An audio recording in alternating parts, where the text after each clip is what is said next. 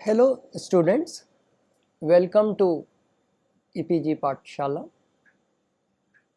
I am Dr. M.N. Gupta, Emeritus Professor from Department of Biochemical Engineering and Biotechnology. Today we are going to talk on the module called B cell surface molecules from the paper Immunology. Now, lymphocytes are of two kinds, B cells and T cells. Both evolve from the stem cells. For both cells, there are two broad phases of cell development. One phase is antigen dependent, another phase is antigen independent. Today we will focus more on details of the antigen independent phase of the B cell development, because that normally precedes the second antigen development phase. So the objectives of this module can be said to be to understand the early phase of the development of the B cells and the role of bone marrow stromal cells, which play a very crucial role at this stage. We will also understand the role which is played by the gene segment recombination at these various stages. We will also look at the relative roles of the bone marrow and peripheral tissue in these developments. So the concept which are involved are that how do the stem cells, hematopoietic stem cells, they become first early pro B cells, then they become late pro B cells, then these late pro B cells develop further and become small pre B cells. These then in turn become a mature B cell, and finally we have the mature B cells. So while discussing clonal selection theory, we had discussed some features like how clones are selected from the pre-existing ones. In this discussion, today we will look at the creation of these clones of B cells from the stem cell which is present in the bone marrow. The essential initial step in the adaptive immune response is the interaction of B lymphocyte cell surface with an antigen. The exact nature of this contact, though, may be different when macrophages and T cells are present. Nevertheless, the contact changes the nature of the gene expression in B lymphocytes. A chain of events starts which results in multiplication and differentiation of B cell lymphocytes. Before this, B lymphocytes were already specialized cells in the sense that these had the capacity or the potential to respond to the presence of antigen. So their differentiation finally results in their becoming plasma cells, secreting antibody specific to antigens or becoming memory cells. Let us look at the B cell differentiation in fetal liver and then in bone marrow. What is shown in these figures? On the left hand side, there is a section of the bursa showing B cells developing in follicles. We have already mentioned bursa in the birds is a distinct organ which is involved in the B cell differentiation. In humans, there is no bursa. On the right hand side is the section of the human fetal liver showing islands of hemopoiesis. By about 8 to 9 weeks of pregnancy in women, B cell precursors can be identified in fetal liver. In mouse, this period is of about 14 days. Later, production of these B cell precursors gradually stops and this process is taken over by bone marrow. Our insight into the stages of B cell differentiation has come from studies on various animals in the embryonic stages. There are some similarities in these steps in mice, chickens, and humans. As we pointed out, in the chicken, the site of B cell lymphopoiesis is a lymphoepithelial organ called the bursa of Fabricius. In the early days, many studies were devoted to identifying bursa or its equivalent in mammals. Ultimately, it was established that mammals do not have bursa or an equivalent organ. In mammals, it was found that B cells develop from the lymphoid stem cell in the fetal liver. In chicken or quails, stem cells appear into bursa by about 10 to 14 days of life of embryo. In other systems, bone marrow takes over differentiation of B cells. This is true of other cells as well, for example, erythrocytes, granulocytes, monocytes, and the blood platelets. Their differentiation also takes place in bone marrow. Let us look at what happens in the bone marrow vis-a-vis B cell differentiation. While on the left hand side you have an actual picture of bone marrow where all this takes place. On the right hand side, a model is sketched out showing that what are the various stages of B cell differentiation in bone marrow. Stromal cells of bone marrow play crucial role in the development of B cells. The word stroma is derived from a Greek word which means mattress. B cells taken out of bone marrow fails to grow in vitro. Hence, support of stromal cells is necessary. In other words, stromal cells provide some kind of a physical support as well as the necessary interactions for this differentiation to take place.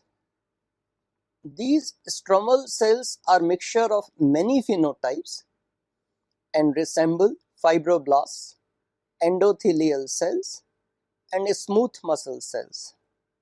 These stromal cells produce collagen, laminin, and actin. Stromal cells are believed to support B cell development by not only providing specific contacts but also via growth factors which are responsible for multiplication as well as differentiation. Stem cell factor SCF is one such growth factor, which is a membrane-bound cytokine on stromal cells. It interacts with tyrosine kinase present on the surface of precursor of these cells.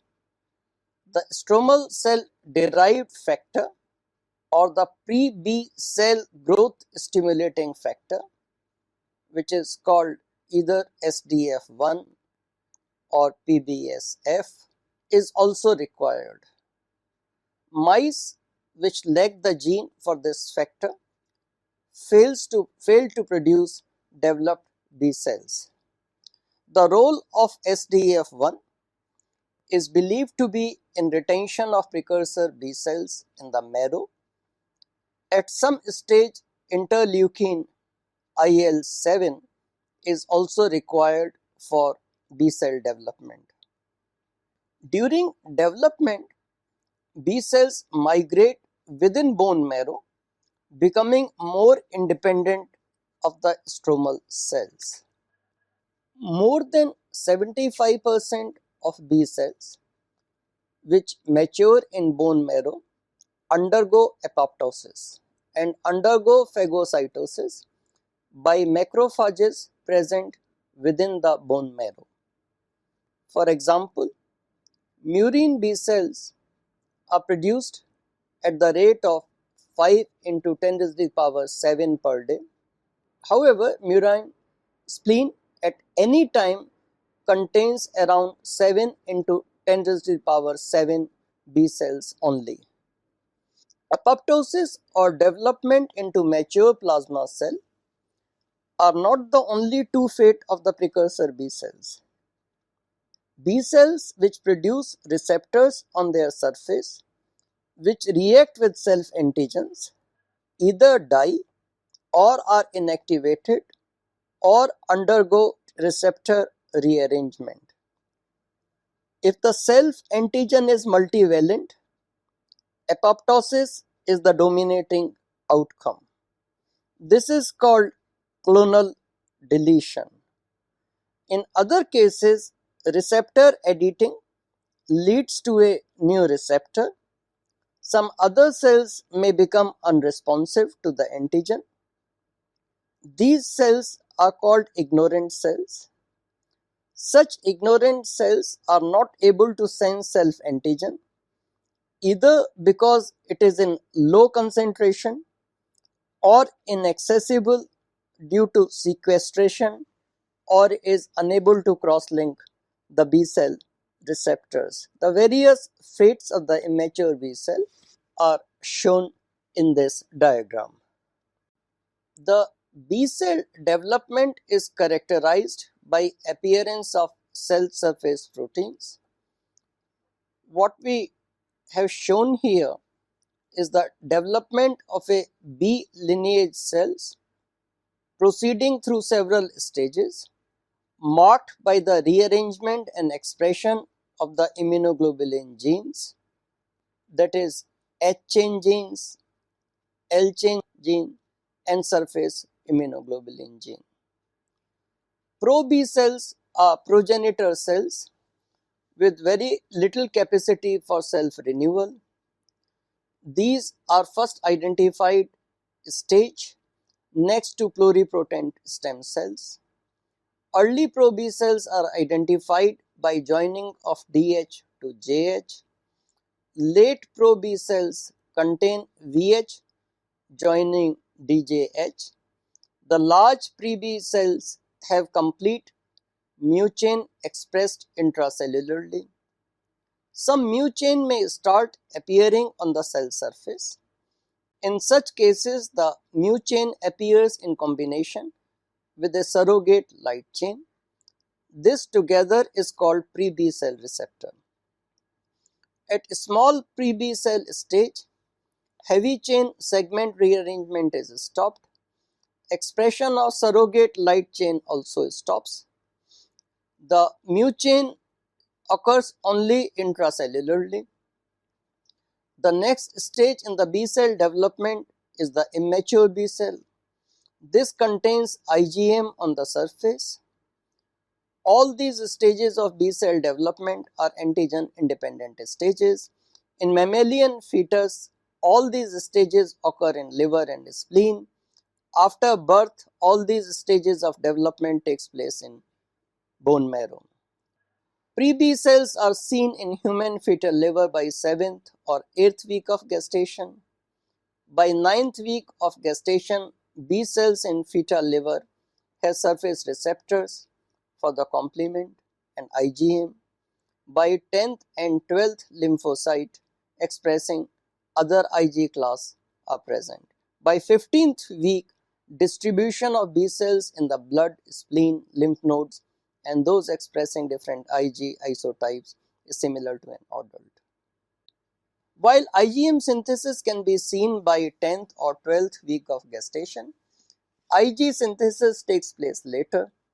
Serum and secretory IgA is detectable only by 13th week. The neonatal serum contains no IgA, only small amounts of IgA, M and maternal IgG in neonates.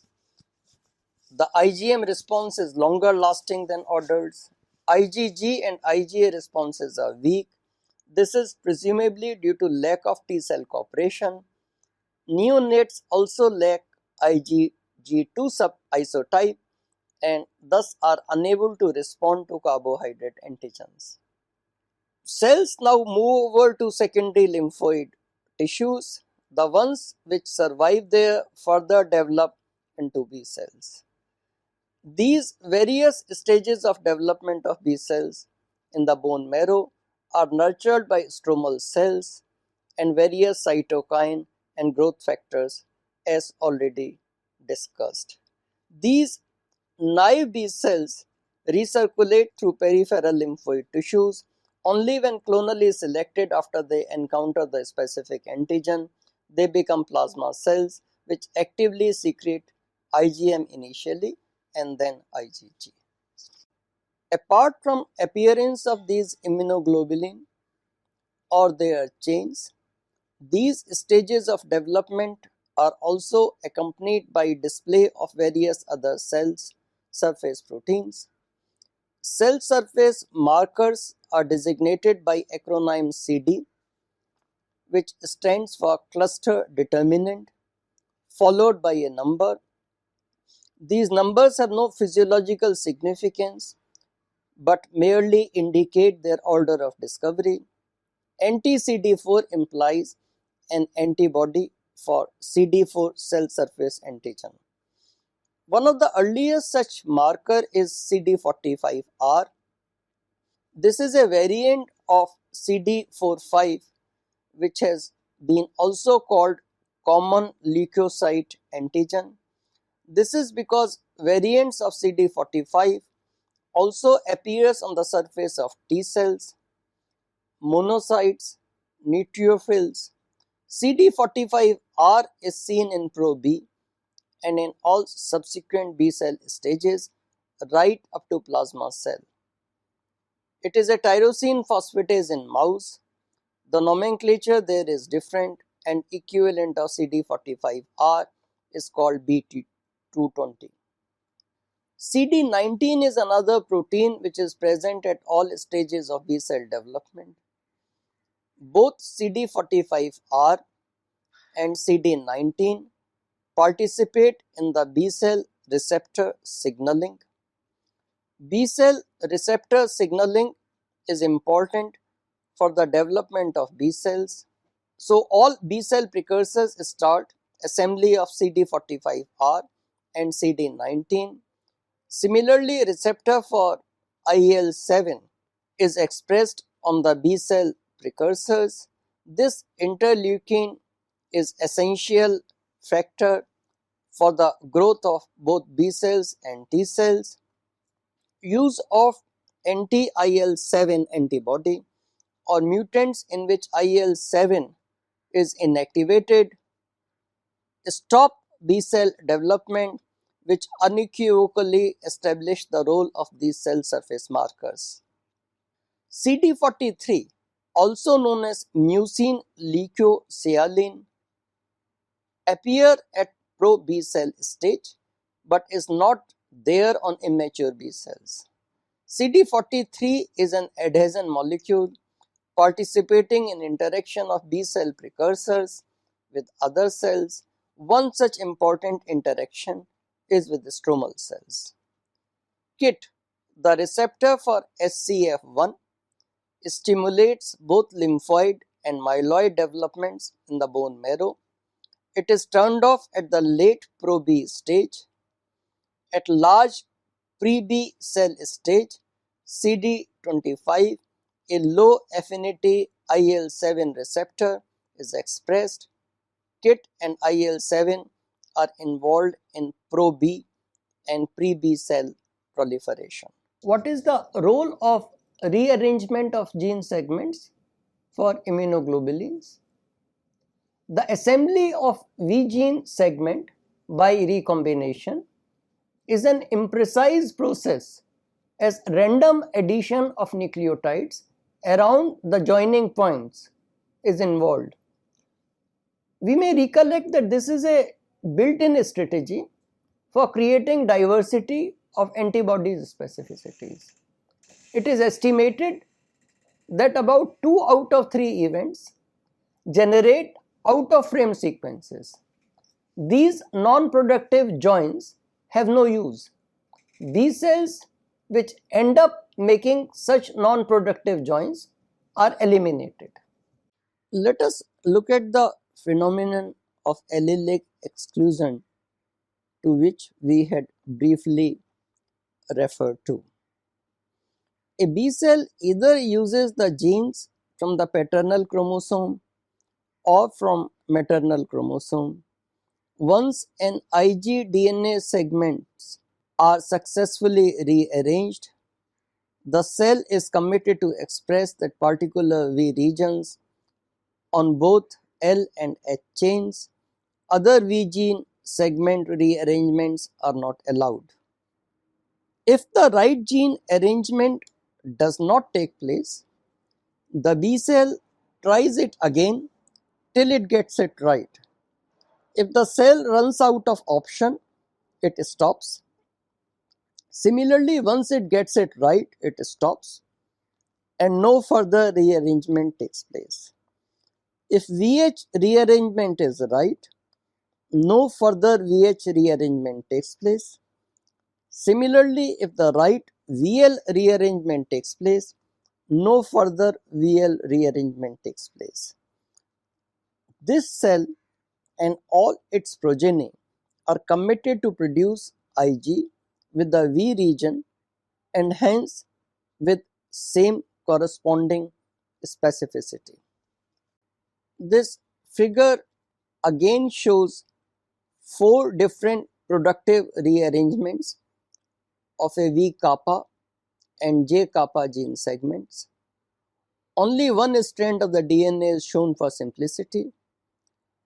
The 4 different in-phase joining of the 2 gene segments produce 3 different amino acid sequences at the seam between the 2 segments. This we had discussed earlier. It is important to recall this again in this context to indicate that successful or productive rearrangement implies expression of a functional polypeptide. Non-productive rearrangement implies an incorrect reading frame or creation of a termination codon at downstream to the joining parts. Non-productive rearrangement seldom leads to the formation of messenger RNA, but polypeptide expression is very rare. This figure shows the examples of junctional diversity arising from the joining of the JH and D gene segments to form VH genes. In the A part of the figure, the joining of the D gene segments to the JH1 gene segment is shown. In the B part of the figure, the joining of homologous D gene segments to different VH segments and the same JH gene segment is shown. During B cell development, H chain rearrangement produce pre-B cells. After that, L chain rearrangement leads to the B mu cells. First, kappa chain is rearranged, and only if kappa chain rearrangement is unsuccessful, cell attempts lambda chain rearrangement. This is inferred from the observation that B cells generally do not have lambda chain rearrangement. On the other hand, cells which ultimately express lambda chain do have rearrangement of kappa chains. The signal for the termination of H chain rearrangement takes place before L chain rearrangement is initiated. The termination of H chain rearrangement is seen by insertion of H chain in the endoplasmic reticulum. Appearance of IgM on the cell surface indicate that L chain rearrangement is terminated. This well orchestrated regulation ensures that any B cell produces immunoglobulin with lambda as the light chain or kappa as the light chain. The result is immature B cell, but which is committed to produce antibody only of one specificity. H chain gene rearrangement is initiated at early pro-B cell stage with D gene segment joining JH gene segment. This occurs at both alleles of the H chain. This results in late pro-B cells. Most DJH joining in humans are productive because of the sequence of human D gene segments. Presumably, having two successful DJH rearrangement is set against large failure rate for V2 DJH joining. It is V2 DJH rearrangement takes place only on one chromosome to attempt mu H chain formation. Successful formation of mu H chain leads to pre-B cell stage. In case of an unsuccessful mu chain gene formation, cell tries rearrangement on another chromosome. This is the way allelic exclusion is ensured. The large pre-B cell with the mu chain is now ready to divide and proliferate. Pro-B cells with non-productive rearrangement for producing mu chain gene are eliminated. The transient pre-B cells receptor with mu chain as its parts provides the signal to proliferate. This also ensures that inability to receive the signal leads to elimination of the cells. The pre-B cell receptor is made up of mu chain along with a surrogate light chain. This surrogate L chain consists of two fragments joined non-covalently. One is lambda 5, which is quite similar to C domain of the lambda chain. Another is V pre-B, similar to V domain of the light chain, but has an extra amino terminal region. The mu chain surrogate light chain are also associated with two accessory chains Ig alpha and Ig beta to form the pre-B cell receptor complex. This pre-B cell receptor complex resembles B cell receptor but is expressed at low level and is formed only transiently. The productive rearrangement of a heavy chain and formation of a pre-B receptor complex stops division of the large pre-B cells and they become small pre-B cells. Small pre-B cells initiates a rearrangement of light chain in a mature B cell, which leads to IgM display on the surface along with Ig alpha and Ig beta. This sends a stop signal to L chain rearrangement. Thus, we finally have a mature B cell with a defined specificity. These B cells with the functional B cell receptor undergo a check for distinguishing between self and non-self. If the B cell binds with a significant binding constant to a self antigen, it will not mature any further. This is the negative selection process. The positive selection for further maturation presumably comes from Ig alpha in mice. B cells which lack cytoplasmic domain in their Ig alpha show 4-fold reduction in marrow and 100-fold reduction in number of peripheral B cells.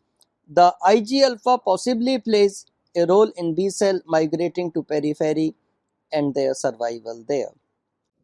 To summarize this lecture, we learnt that the stromal cells of bone marrow and some cytokines or chemokines play critical role in early days of these developments, early phases of the developments of B cells. So these stages are stem cell, early pro-B, late pro-B, large pre-B, small pre-B, immature and mature. The stages of developments are characterized by appearance of different cell surface markers. These include receptor complex including immunoglobulin chains in the later stages, B cells which have specificity for self antigens are eliminated during circulation to peripheral lymphoid tissues.